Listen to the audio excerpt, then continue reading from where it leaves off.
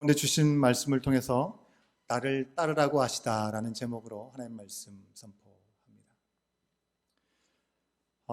팬데믹으로 인해서 어려운 시대를 우리가 지나고 있습니다. 이 어려운 시간을 보내면서 우리를 더욱 당혹하게 하는 그런 일들은 확인되지 않은 이야기, 그런 소문과 거짓 뉴스들이 아닌가라는 생각을 해보게 됩니다. 얼마 전이었죠. 바로 우드그로브 몰에 일하는 사람이 확진되었다라는 그런 뉴스를 지역 신문을 확인해서 추가 보도가 있겠다라는 그런 내용이 있었는데요. 애매하게 알리고 난 후에 빠르게 SNS를 통해서 번지게 되었습니다. 그리고 정정 보도가 나가는 일이 있었습니다. 알고 보니까 우리 동네 이야기가 아니라 바다 건너 저기 멀리 랭리에 있는 바로 윌로브룩이라고 하는 같은 W자로 시작되는 그런 몰에 대한 이야기였더라고요. 우리 지역인 것처럼 그렇게 알려지면서 많은 사람들을 혼란케 하는, 좀 긴장케 하는 그런 일이 있었습니다. 여러분, 며칠 전에 한국에서 들려오신 참 참담한 이야기를 여러분 다 들으셨을 거라고 생각합니다. 이 또한 아직은 정확히 확인되지 않은 여러 가지 소문들이 쏟아져 나오면서 고인도 그렇고 이 고인으로 인해서 피해를 입었다고 말하는 사람도 그렇고 남은 가족들 그리고 함께 일하던 사람들 모두가 상처와 흠집이 나고 있고 또 공인으로서의 그의 삶을 늘 지켜봤던 시민들, 아니 온 나라 전체가 당혹감을 감추지 못하고 있습니다. 여러분, 사람 사는 곳에는 어디든지 소문이 있기 마련이죠. 그리고 확인되지 않은 이야기들이 참 많이 있는 것 같습니다. 오늘도 어떻습니까? 성도 간에 더 친밀한 관계를 맺고 또 네트워킹이 아주 잘 되어 있는 교회, 그 교회가 오히려 루머와 거짓 뉴스의 양산지가 되고 그래서 사람들에게 이렇게 비판이 되는 이야기들을 참 비판거리가 되는 이야기들을 우리가 많이 보게 되죠. 심지어 초대교회 때도 그랬다는 것이죠. 초대교회가 이 부흥하던 시기에 확인되지 않은 루머들도 사실 있었습니다. 대표적으로 뭐가 있었을까요? 예수님의 부활 후에 무덤이 비어있는 그 일에 대해서 예수님의 제자들이 밤에 이 지키고 있던 군인들이 잠자고 있는 그 사이에 몰래 이 시신, 예수님의 시신을 훔쳐갔다라고 소문이 나게 된 것입니다.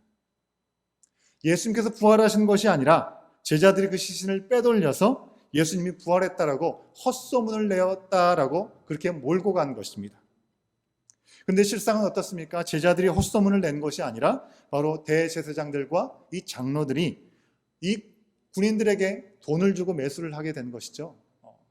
이 제자들이 훔쳐간 것이다라고 그렇게 이야기하라고 조작된 소문을 퍼지게 한 것입니다. 이 소문은 예수님의 부활에 대한 복음을 전하는데 아주 치명적인 장애물이 될 수밖에 없는 일이었습니다. 아주 악의적인 그런 내용이었다고 할 수 있습니다. 여러분, 어떤 소문이든지 왜곡된 사실을 다루는 것들, 이것은 항상 상처와 아픔이 남기 마련입니다. 한번 지나간 말 다시 주워 담을 수 없죠. 말의 힘이 너무나 강하기 때문에 그 내용들 분명하게 확인해서 정정하게 되더라도 이 사람들 마음에는 그 일에 대한 부정적인 이미지가 딱 낙인 찍혀 있습니다. 그리고 그 당사자들에게는 상처가 여전히 남게 된다고 하는 것입니다. 오늘 말씀 요한복음 21장도 초대교회와 그 사회에 있었던 또 다른 그런 사회의 헛소문을 바로잡기 위해서 기록한 것이다 라고 그렇게 해석하는 경향들도 있습니다. 요한복음은 다른 복음서와 달리 예수님께서 부활하시고 난 후에 제자들을 만나셨던 것들을 구체적으로 우리 가운데 이야기해 주고 있습니다.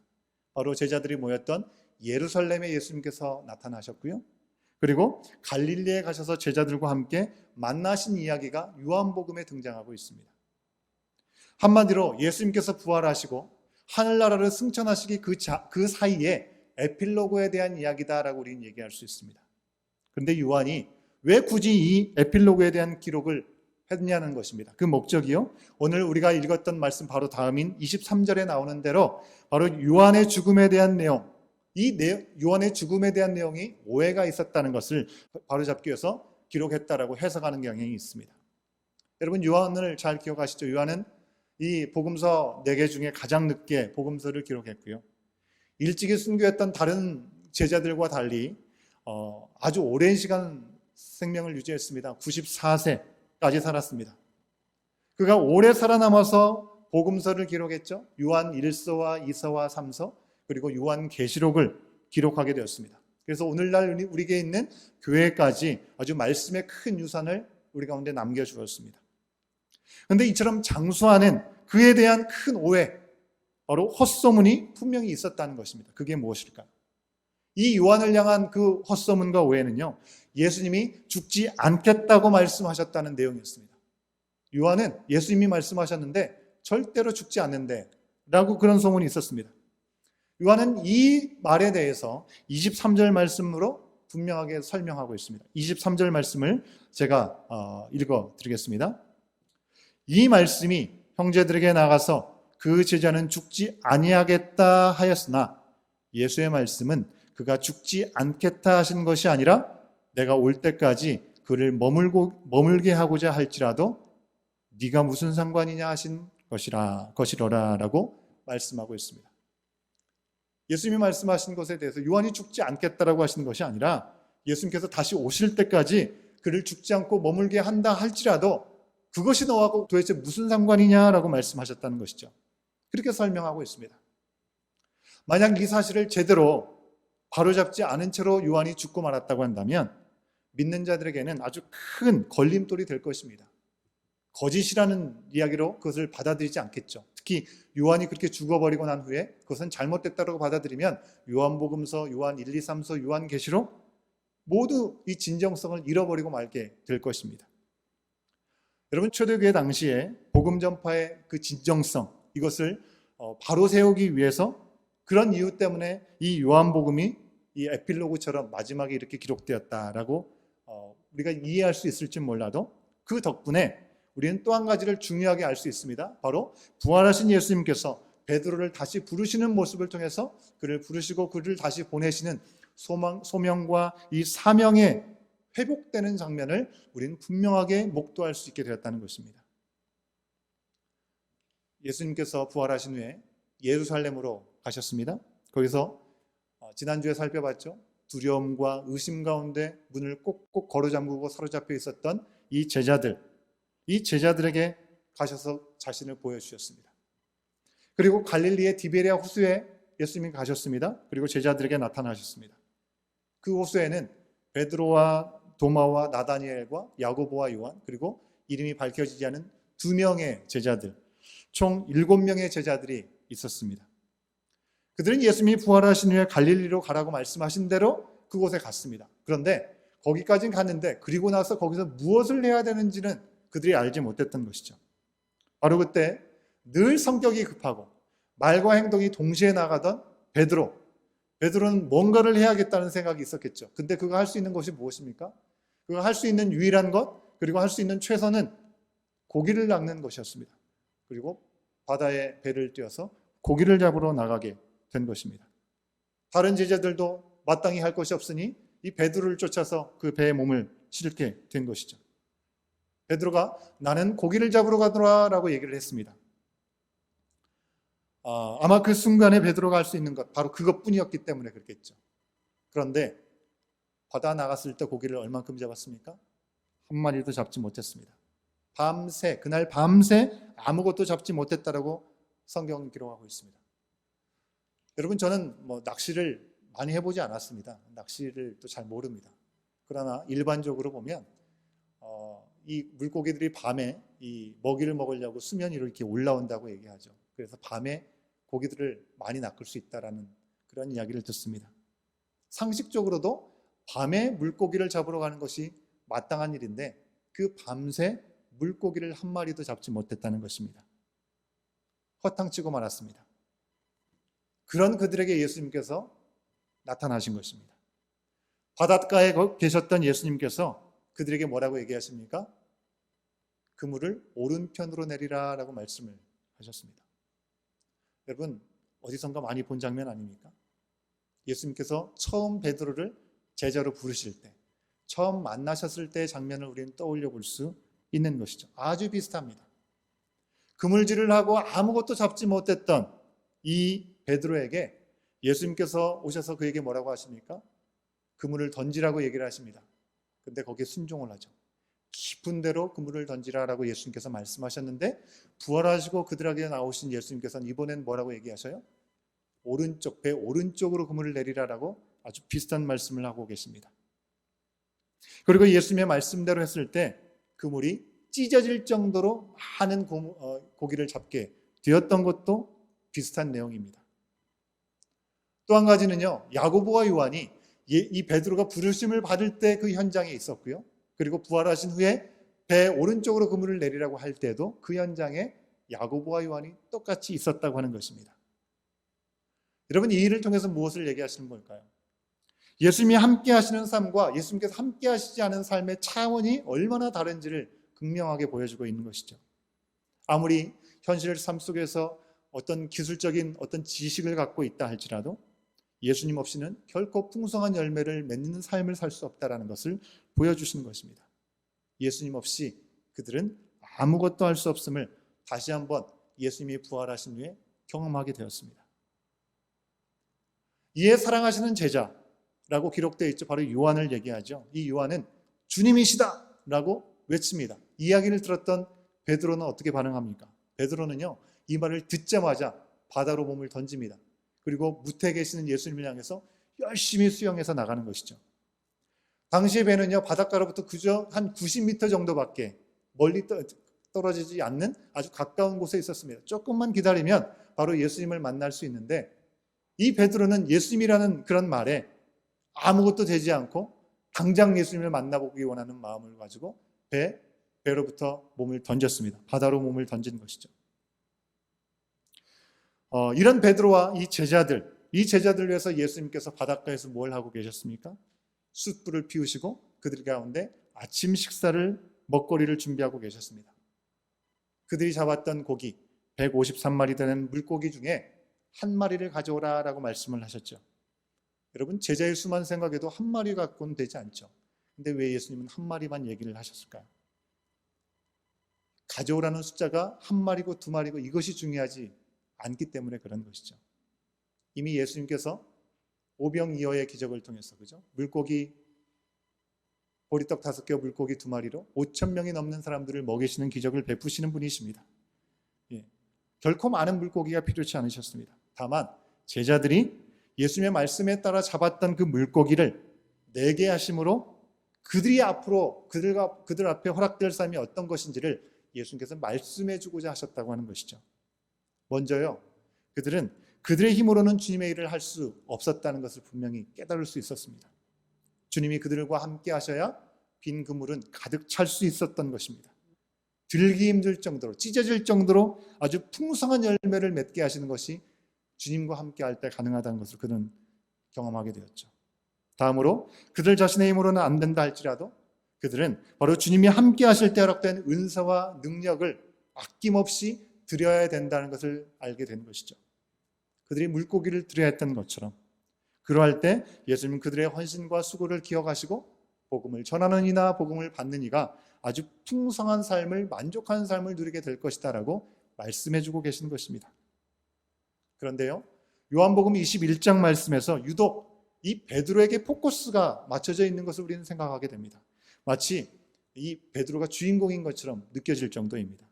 그래서 성경학자들은 이 요한복음 21장이라는 이 에필로그를 적은 이유, 그 가장 우선적인 이유는 이 요한이 죽음에 대해서 잘못된 오해를 바로 잡는 것이었는데, 그거 말고 두 번째로 초대교회의 리더였던 베드로의 소명과 사명에 대해서 분명하게 알려주기 위해서 이것을 보여주신 것이다 라고 그렇게 말을 하기도 합니다. 여러분 생각해 보십시오. 마귀는요, 교회가 부흥하고 복음 전도가 활발하게 일어나는 일들을 시샘하고 절대로 그것을 가만히 내버려 두지 않습니다. 교회 내부에 분열을 일으키게 만들죠. 그렇게 하려고 유대교의 어떤 율법주의자들, 거짓 교사들, 이단들을 통해서 계속 교회 안에서 어려움들을 만들어내는 것이죠. 그러면서 교회 안에서 리더십을 쥐고 흔드는 것입니다. 그들의 사도성과 권위를 무너뜨리려고 하는 일들이 너무 많았던 거죠. 그런 상황 속에서 이 베드로의 사도성에 대해서 그것이 의심되지 않고 흔들리지 않도록 바로 요한은 이 에필로그에서 예수님께서 베드로에게 소명과 사명을 주셨다는 사실을 아주 분명하게 기록해주고 있는 것입니다. 그렇다면 갈릴리에 오셨던 예수님은 베드로의 소명과 사명을 어떻게 회복해 주셨냐고 하는 것입니다. 세 가지를 생각해 볼 수 있습니다. 첫 번째로는요, 예수님께서 함께 하시면 처음 부르신 그 모습 그대로 사람 낚는 어부가 되리라는 그 소명을 재확인시켜 주셨다는 것입니다.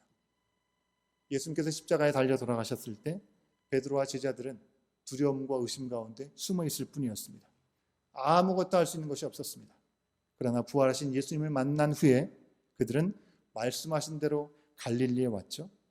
아직 아무것도 무엇을 해야 될지 알지 못하는 당장의 현실의 문제를 생각할 수밖에 없는 상황 속에서 그들은 원래 하던 대로 그물질을 했습니다. 하지만 그 결과는 빈 그물일 뿐이었습니다.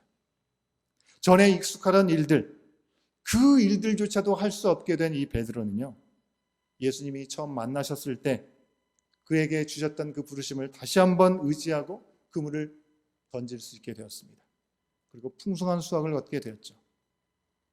베드로의 삶은 예수님이 없이는 이젠 더 이상 의미가 없다라는 것, 아무것도 할 수 없다라는 것, 그것을 확인시켜주는 일이 된 동시에 예수님이 함께 하시면 그의 삶은 180도 바뀔 수 있다는 것을 보여주신 것입니다.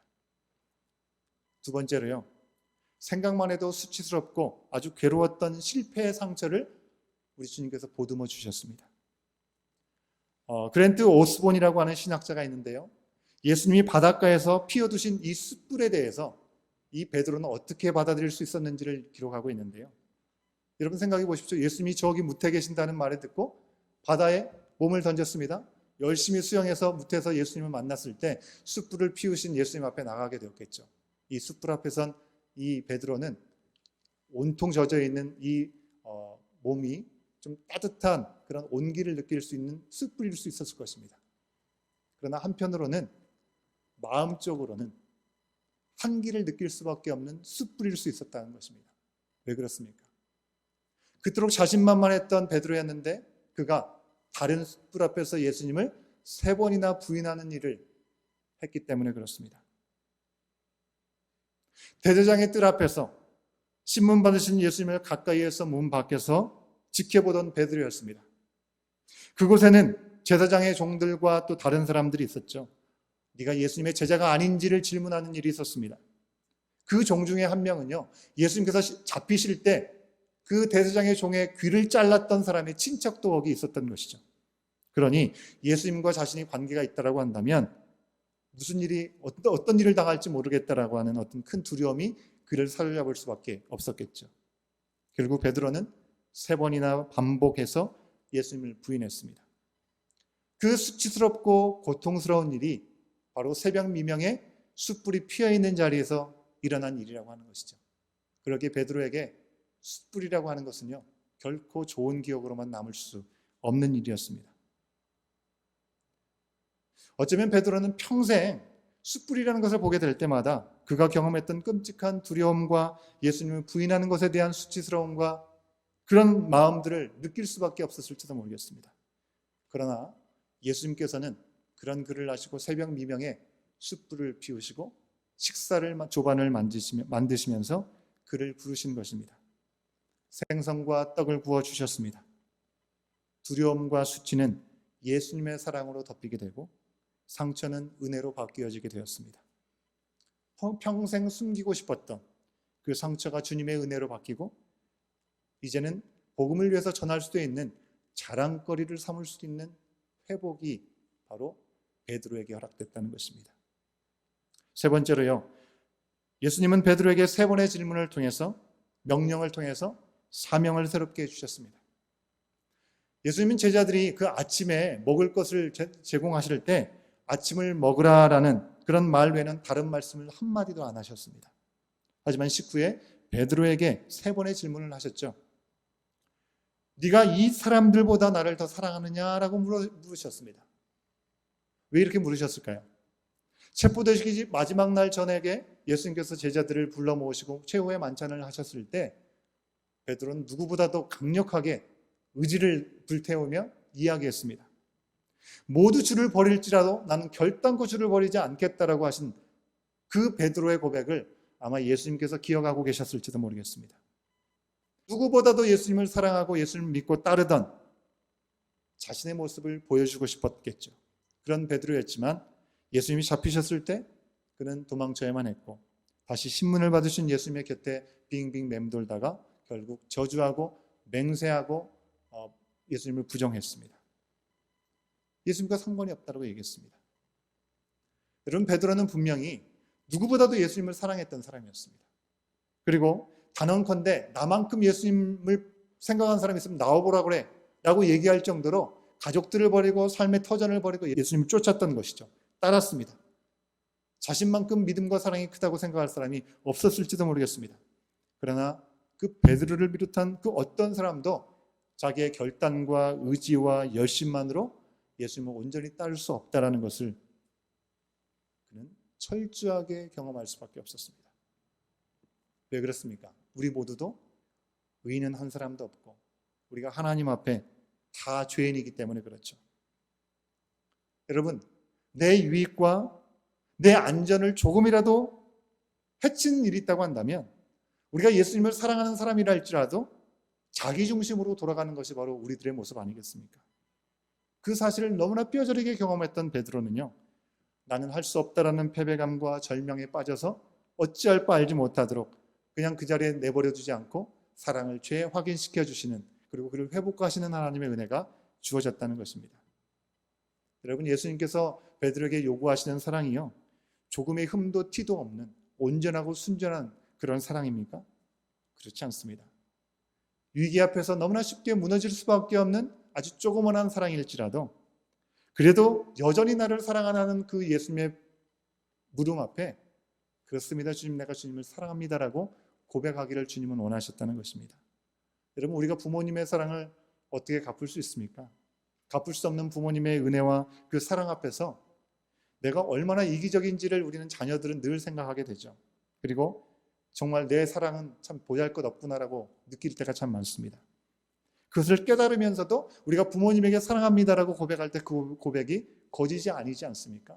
그런 것처럼 바로 베드로의 사랑은 바로 예수님의 사랑처럼 실수도 실패도 없는 순전한 사랑, 비록 그 정도는 아닐지라도 예수님을 있는 모습 그대로 내가 가지고 있는 그 사랑만큼 분명하게 올려드릴 수 있는 그것을 주님은 원하셨다는 것이죠. 동시에 내가 이 사람들보다 나를 더 사랑하느냐라고 물으심으로 그에게 좀 생각할 수 있는 여지를 주님께서 던져주셨던 것 같습니다. 내가 누구보다도 예수님을 사랑한다는 것, 내 의지로만으로는 불가능하지, 결코 될 수 있는 일이 아니다.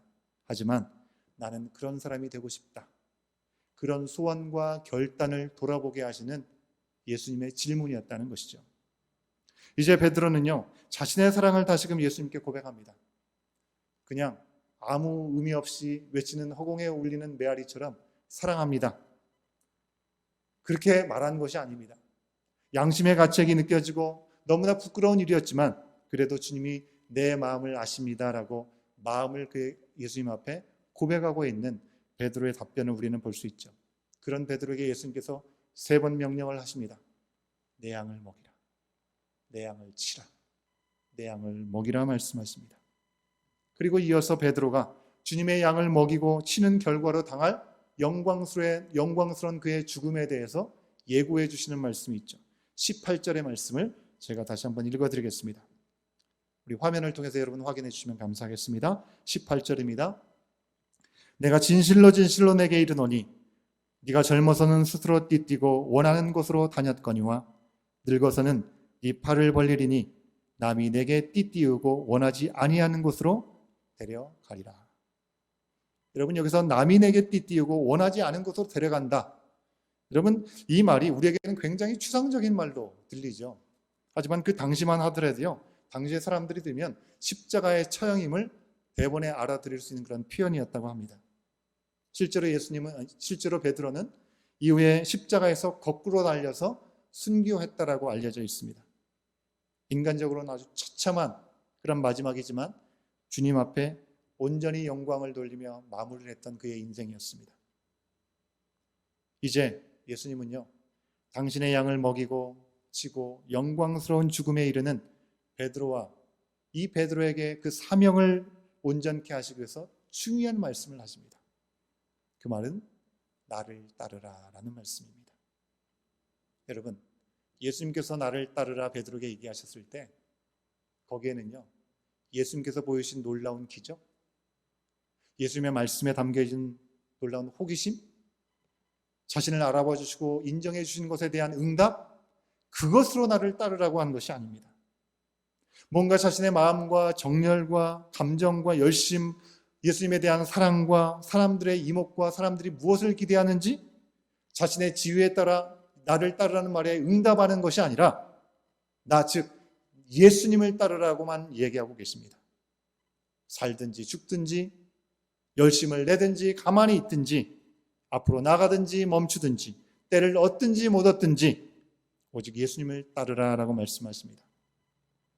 이전에 가졌던 어떤 열정과 사랑과 바람, 실패했던 그 모든 것들을 잊지 말고 예수님을 따르라 말씀하고 있습니다. 이처럼 예수님은 베드로의 상처를 치유하시면서 그의 소명과 사명을 회복하시고 그리고 새롭게 해주셨습니다. 그리고 그를 부르신 사명과 소명의 중심에는요, 베드로가 있는 것이 아니라 예수님이 계셨습니다. 자신의 가족과 생업과 익숙했던 모든 환경을 뒤로한 채 대단한 결심과 열정으로 예수님을 따르는 것 같았습니다. 하지만 그것은 한계가 있을 수밖에 없다는 것입니다. 우리가 주님의 부르심 앞에 응답하는 그 이유가 무엇인지 우리가 분명히 돌아봐야 될 대목인 것이요, 다른 어떤 것도 우리를 온전히 주님을 따르게 하지 못한다는 것입니다. 이제 그가 살고 있는 사명의 자리로 나가게 되는 그 모든 이유는 나에서 예수님으로 바뀌게 되었다는 것입니다. 여러분, 물론 다른 사람보다 더 나은 제자가 되려고 하는 그런 열정의 마음이 베드로에게는 아직까지도 있었던 것 같습니다. 이 말씀을 들은 직후에요, 여전히 그 열정이, 내가 그래도 어떤 제자보다도 내가 으뜸이 되기를 원하는 마음이 꿈틀꿈틀 거렸던 것 같습니다. 그가 뭐라고 얘기합니까? 예수님에게 사랑하시는 그 제자, 즉 요한은 어떻게 될지 궁금해서 물어보지 않았습니까? 내가 십자가에 달려서 순교당하게 되면 예수님이 사랑하시던 저 요한은 도대체 어떻게 됩니까? 라고 물었을 때 예수님께서 뭐라고 얘기를 하셨냐는 것입니다. 내가 다시 재림주로 이 땅에 올 때 그가 이 땅에 여전히 살아있다고 한들 그게 너랑 도대체 무슨 상관이 있느냐라고 말씀하신 것입니다. 너는 네가 할 일을 행하면 된다라고 말씀하신 것입니다.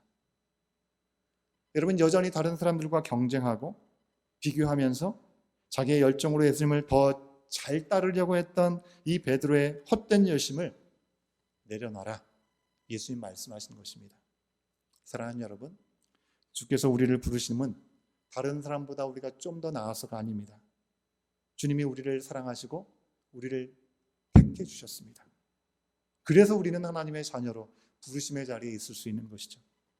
어찌 보면 세상 사람들보다 더 약해서 주님의 강하심으로 일하시게 하기 위해서 우리를 불러주셨는지도 모르겠습니다. 주님은 베드로에게처럼 우리의 이런 상처와 실패를 일일이 덮고 도와주시고 싸매주시고 우리를 불러 사용하십니다. 우리를 보내심도 누구보다 더 나아서도 아니라고 하는 것입니다.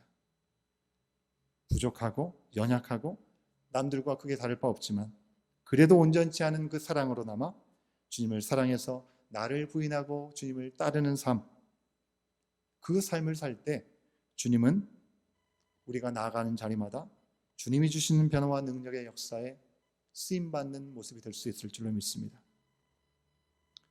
우리의 어둠을 이미 아시고 빛이 되셔서 이 어둠을 물리치시고 주님은 우리에게 오늘 또한 말씀해 주고 계십니다. 나를 따르라. 네 자신의 열정과 네 자신의 결심과 네 자신의 무모한 사랑이 아니라 나를 따르라, 예수님을 따르라 말씀하시옵니다. 남이 무엇을 하고 남이 어디를 가고 어떻게 누군가가 나를 바라보는가, 거기에 관심을 두지 말고 너는 나를 따르라, 나만 바라봐라 라고 말씀하여 주고 있는 것입니다.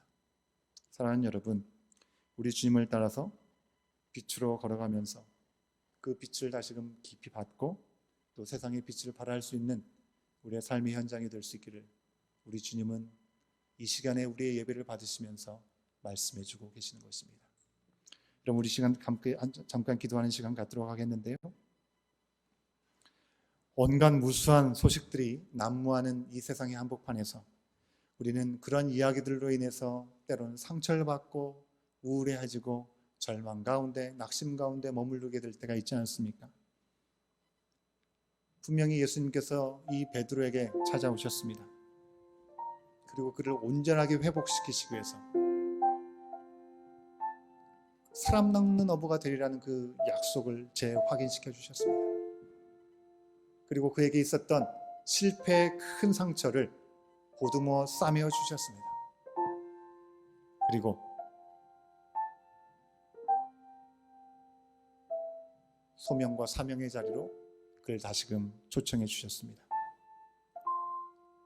여러분, 확인되지 않았던 소문으로 인해서 내가 고통을 받거나 누군가에게 고통을 주었던 기억이 여러분에게는 있으십니까? 하나님께서는 무엇을 위해서 나를 부르시고 나를 어디로 보내고 계신다고 여러분은 생각하고 계신가요? 오늘 이 시간 말씀 앞에선 나의 소명과 나의 사명의 주인은 누구입니까? 우리 잠깐 함께 기도하는 시간 갖겠습니다.